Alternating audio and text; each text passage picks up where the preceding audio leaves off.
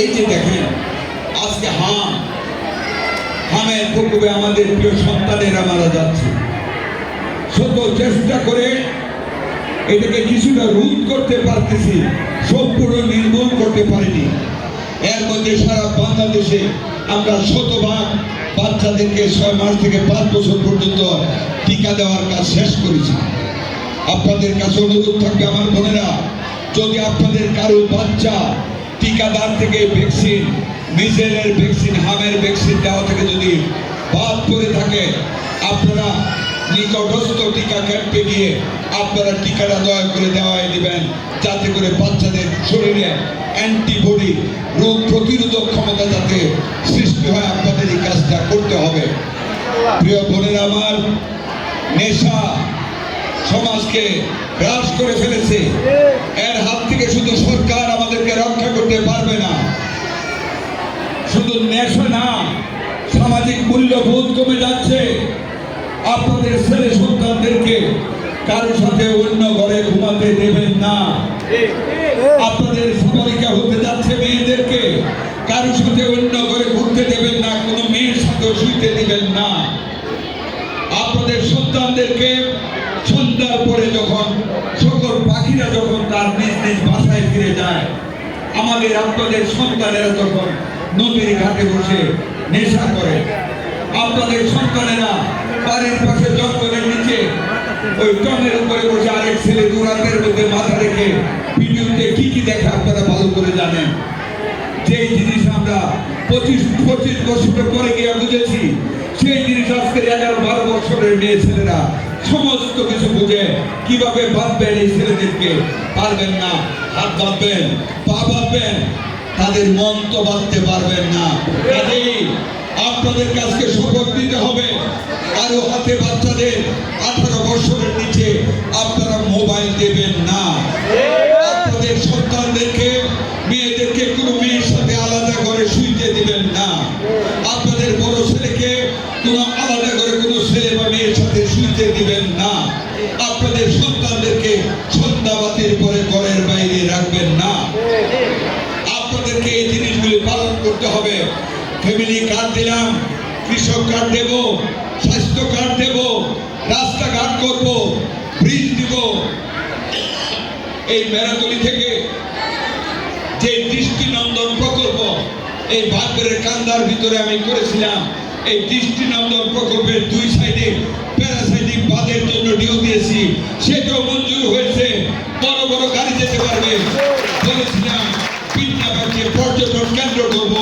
ইনশাল্লাহ আগামী অর্থ বছরের মধ্যে পিন্নাবাদ এবং সোল্লাবাই দিনারকে আমি পর্যটন কেন্দ্রে সবকিছু করতে পারবো।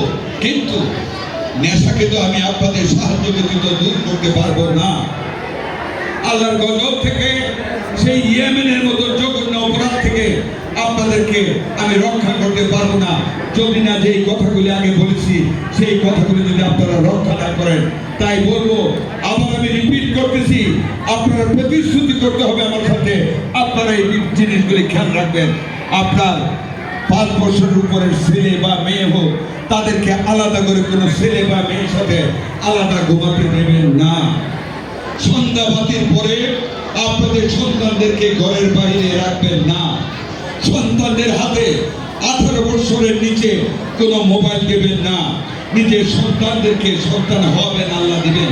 তাই কি দায়িত্ব শেষ হলো? দায়িত্ব আপনাদের আরো অনেক আছে। এই সন্তানদের সাথে সুন্দর গল্প করতে হবে। খালি টেলিভিশনে ড্যান্স দেখাইলে হবে না। বসে গল্প করবেন, কাউন্সিলিং করবেন, ভালো মানুষগুলির উদাহরণ দেবেন, আমার কথা বলবেন, ডিসি মহোদয়ের কথা বলবেন, যারা এত বড় হয়েছে লেখাপড়া শিখে এদের কথা বলবেন, বিভাগীয় পরিচালকের কথা বলবেন, আপনার বাড়ির পাশে কত শিক্ষিত মানুষ আছে ওদের কথা বলবেন। তাহলে এই সন্তান ভালো হবে। এবার আপনারা বলেন যে এই 5টি উপদেশ দিয়েছি, আপনারা কি রক্ষা করবেন? হাত তুলে বলতে হবে, আপনারা হাত তুলতে হবে।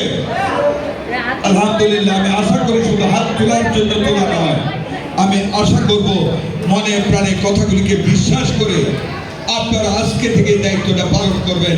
নতুবা মনে রাখবেন, এই দেশ থাকবে না, এই সমাজ আর সমাজ থাকবে না। আমি স্বাস্থ্যমন্ত্রী হিসেবে আপনাদেরকে বলি, আমি যা জানি যেদিকে সমাজ যাচ্ছে আমি মুখ দিয়ে আপনাদের সামনে বলতে পারবো না। সাবধান হবেন এখন থেকে। যদি জাতিকে রক্ষা করতে চান, যদি ভবিষ্যৎ প্রজন্মকে বাঁচিয়ে তুলতে চান, যদি দেশটাকে সুন্দর বাংলাদেশ হিসেবে করতে চান, আপনারা মায়েরা খালি কার্ড পাইলে হবে না, খালি বাজার খাইলে হবে না, সন্তানদেরকে মানুষের মতো মানুষ করতে হবে। তাহলে আমাদের মাননীয় প্রধানমন্ত্রী তারেক রহমানের সুন্দর সমুন্নত সার্বভৌম বাংলাদেশ গড়ে তুলতে পারবেন। আমাদের নেতা জনাব তারেক রহমান, আপনারা দেখেন এই মানুষটি 16.5 ঘন্টা একটানা সংসদে বসে থাকেন। পৃথিবীর ইতিহাসে কোনো প্রধানমন্ত্রী এতক্ষণ সংসদে বসে থাকেন না। সংসদে যখন ভোট হয় মাননীয় প্রধানমন্ত্রী হাঁ বলে হাত তোলেন, যখন হাত জয়যুক্ত হয় টেবিল চাপড়ে আনন্দ করেন। সচিবালয়ে ওনার বিশাল বিশাল একটা জায়গার উপরে ওনার অফিসটা আছে, সেই অফিস উনি অফিস করেন না, উনি অফিস করেন আমাদের সাথে সচিবালয়ের একটি রুমে। উদ্দেশ্য আমাদের পাশে থাকা, আমরা যাতে সার্বক্ষণিক কাজ করি সেই বাধ্যবাধকতা সৃষ্টি করা, আমাদেরকে চাপে রাখা আপনাদের কল্যাণের জন্য। আজকে আমাদের মাননীয় প্রধানমন্ত্রী সারাটা দিন পরিশ্রম করে, সারাটা রাত অগমা থেকে কিভাবে জনগণের কল্যাণ করবে চেষ্টা করেন। যেই জিনিস আমি মন্ত্রী হিসাবে জানি না, আমাকে আগাম বলে দেন এই কাজটা কে করেন, সেইভাবে কাজ করি, কাজের পিছনে দৌড়াই। একজন কর্মঠ মানুষ পেয়েছেন, আপনাদের দায়িত্বটুকু আপনারা পালন করেন। আমাদের নেতা জনাব তারেক রহমান মাননীয় প্রধানমন্ত্রী দুর্নীতিমুক্ত ভাবে একটি সুন্দর বাংলাদেশ আমাদের সামনে তুলে দিয়ে যাবেন, যেখানে আপনাদের মুখে হাসি ফুটে উঠবে, আপনাদের সন্তানেরা চাকরি পাবে। আগামী বছর আমরা 1 লক্ষ স্বাস্থ্যকর্মী নিয়োগ করতে যাচ্ছি। আমরা প্রত্যেকটা কমিউনিটিতে আমাদের স্বাস্থ্যকর্মীরা কাজ করবে। আমাদের মায়েরা আপনাদের পিছনে আমাদের কর্মীরা থাকবে, যাতে করে আপনাদের আগাম ইউটেরাস জরায়ুর ক্যান্সার, ব্রেস্ট ক্যান্সার যাতে আগাম আপনারা পরীক্ষা করে চিকিৎসা যেতে পারেন। আল্লাহ যাতে আপনাদেরকে বাঁচান। আমাদের স্বাস্থ্যকর্মীরা আপনাদের ঘরে ঘরে গিয়ে আপনাদেরকে সেই প্রশিক্ষণ দিবেন কিভাবে ক্যান্সারের হাত থেকে আপনারা নিজেদেরকে মুক্ত রাখতে পারবেন। আমরা সেই ব্যবস্থা করতে যাচ্ছি ইনশাল্লাহ। আমরা মাস্টার্স পর্যন্ত মেয়েদের লেখাপড়া সম্পূর্ণরূপে মাফ করে দেব। এর আগে আমাদের নেত্রী বেগম খালেদা জিয়া 8 থেকে ইন্টারমিডিয়েট পর্যন্ত মাফ করে দিয়েছিলেন। আমাদের মাননীয় প্রধানমন্ত্রী ঘোষণা করেছেন আমরা আগামী বছরে আমাদের মেয়েদের লেখাপড়া আমরা মাস্টার্স পর্যন্ত ইনশাল্লাহ ফ্রি করে দেব। প্রিয় বোনেরা, আমার বক্তব্য দীর্ঘায়িত করব না, শুধু আপনাদেরকে বলবো আপনারা কোনো অন্তত্বের পিছনে ঘুরবেন না। আমরা দেশটাকে করতে চাই। আমরা মুক্তিযুদ্ধ করেছি। আমাদের নেতা স্বাধীনতার ঘোষক শহীদ রাষ্ট্রপতি জিয়াউর রহমান 1971 সালের 26 মার্চ রাতে কালুরঘাট বেতার কেন্দ্র থেকে বাংলাদেশের স্বাধীনতা ঘোষণা করেছিলেন, যা শুনে আমরা মুক্তিযুদ্ধে ঝাঁপিয়ে পড়ে আমরা দেশটাকে স্বাধীন করেছিলাম। আমাদের নেতা শহীদ রাষ্ট্রপতি জিয়াউর রহমান বহুদলীয় গণতন্ত্র এনে দিয়েছিলেন আপনাদের জন্য। আমাদের নেত্রী বেগম খালেদা জিয়া স্বৈরাচারের বিরুদ্ধে মৃত্যু পর্যন্ত লড়ে গিয়েছেন। আজকে বাংলাদেশ স্বৈরাচার মুক্ত, ফ্যাসিবাদ মুক্ত সুন্দরভাবে আপনারা ভোট দিয়েছেন। এবার কি দিনের ভোট রাতে হয়েছে? আপনারা ভোট দিতে পেরেছিলেন? এই কারণে আমাদের নেত্রী বেগম খালেদা জিয়া 3 বারের সাবেক প্রধানমন্ত্রী, বাংলাদেশ 18 কোটি মানুষের অভিভাবিকা বেগম খালেদা জিয়া আমরণ স্বৈরাচার বিরোধী যুদ্ধ করে আপনাদের হাতে ভোটের ক্ষমতা তুলে দিয়েছেন। আমি সেই কারণে আমাদের নেত্রীকে শ্রদ্ধার সাথে স্মরণ করি। উনি 1991 সালের সংসদীয় গণতন্ত্রের প্রবর্তন করেছিলেন। আমি সেই সাথে আজকের গণতন্ত্রের জন্য 2024-এর জুলাই বিপ্লবে নিহত সকল শহীদদের আত্মার প্রতি শ্রদ্ধা নিবেদন জানাচ্ছি এবং যারা বঙ্গুত্ব বরণ করেছেন, যারা অন্তত্ব বরণ করেছেন, তাদের প্রতি আমি বিনম্র চিত্তে শ্রদ্ধা জানাচ্ছি। স্বাধীনতা যুদ্ধে নিহত সকল শহীদের প্রতি স্বাধীনতা জানাচ্ছি, স্বাধীনতা যুদ্ধের সকল বন্ধুত্ব বরণকারী মুক্তিযোদ্ধাদের প্রিয় ভাই বোনেরা, আমি আমার বক্তব্য শেষ পর্যায়ে নিয়ে এসেছি। হাম রোগে আপনারা আতঙ্কিত হবেন না, হাম আমাদেরও হয়েছে। আপনারা বাচ্চাদের প্রতি খেয়াল রাখবেন, যদি জ্বর থাকে ঠান্ডা খাওয়াবেন না, 2-3 দিন খেয়াল রাখবেন বাচ্চার গায়ে কোনো লাল ঘামাচির মতন উঠে কিনা।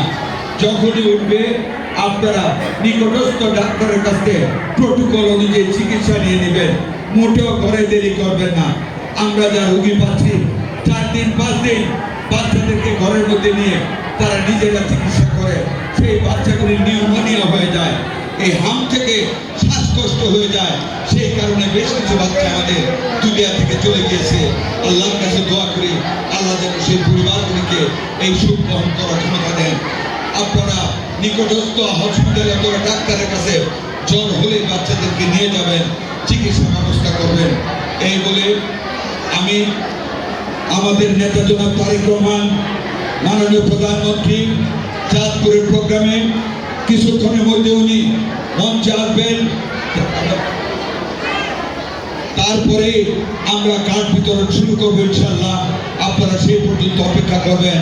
আমি আবারও আপনাদেরকে আমার অন্তঃস্থল থেকে আন্তরিক ধন্যবাদ মোবারকবাদ জানিয়ে পরিশেষে আবারও বলি আপনাদেরকে আমার নেতা জেলা বিএনপির সম্মানিত সাধারণ সম্পাদক মঞ্জুর রায় সাহেব আজকে আমাদেরকে সান্নিধ্য দিয়েছেন, এখানে আসছেন। ওনার আগমনে আবার একটা হাততালি দিয়ে সবাই আপনাদের সবার দীর্ঘায়ু কামনা করি। আপনাদের টাকাগুলি আপনাদের সন্তানদের ভরণ পোষণে, তাদেরকে পুষ্টি খাওয়ানোতে আপনারা খরচ করবেন। ডিম দেবেন, কলা দেবেন, দুধ দেবেন। আর একটা কথার পরিশেষে বলে দিতে চাই, আমাদের সমাজে গুণে ধরেছে। আমাদের স্বামী গতকাল ঢাকার একটি হাসপাতালে গিয়েছিলাম হামে রুগীদের দেখতে।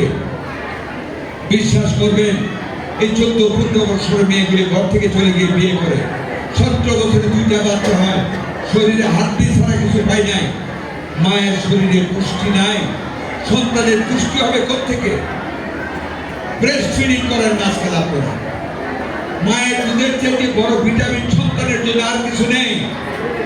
যাদের সিজারিয়ান বাচ্চা হয় দালালরা ডেলিভারি পেইন উঠার সময় গিয়ে বলে তাড়াতাড়ি হাসপাতালে এবং প্রাইভেট ক্লিনিকে যাও, আর নয় তো মারা যাবে, বাচ্চা মারা যাবে। আমাদের মায়েদের বাচ্চা হয় নাই, আমার দাদিদের বাচ্চা হয় নাই। কয়জন মানুষ মারা গেছে? সিজারিয়ান বাচ্চাদের বুকের শাল দুধ খাওয়াইতে দেওয়া হয় না। শাল দুধের পুষ্টি ডাক্তারদের মতে বিজ্ঞানে এর থেকে বড় পুষ্টিদায়ক খাবার নবজাত শিশুর জন্য আর কিছু হতে পারে না। আপনারা দয়া করে দেশে নতুন ওষুধ এসেছে, লেবার পেনকে বিলম্বিত করে নর্মাল ডেলিভারি করার জন্য আমরা সেই কারণে 1 লক্ষ স্বাস্থ্যকর্মী নিয়োগ করতে যাচ্ছি। আপনারা ধৈর্যের সাথে আমাদের চিকিৎসার সেবা পাওয়ার জন্য অপেক্ষা করুন। সকল নাগরিকের জন্য আমরা স্বাস্থ্য সেবাকে নিশ্চিত করবো ইনশাল্লাহ। বাচ্চাদেরকে বুকের দুধ দেবেন, বাচ্চাদেরকে এই পুণ্যবান খাবার থেকে আপনারা বঞ্চিত করবেন না। আল্লাহ আপনাদেরকে দীর্ঘজীবী করুন, আল্লাহ আপনাদেরকে সুস্বাস্থ্য দান করুন, আমাদের সমাজকে আল্লাহ সুন্দরভাবে গড়ার তৌফিক দান করুন। আল্লাহ হাফেজ।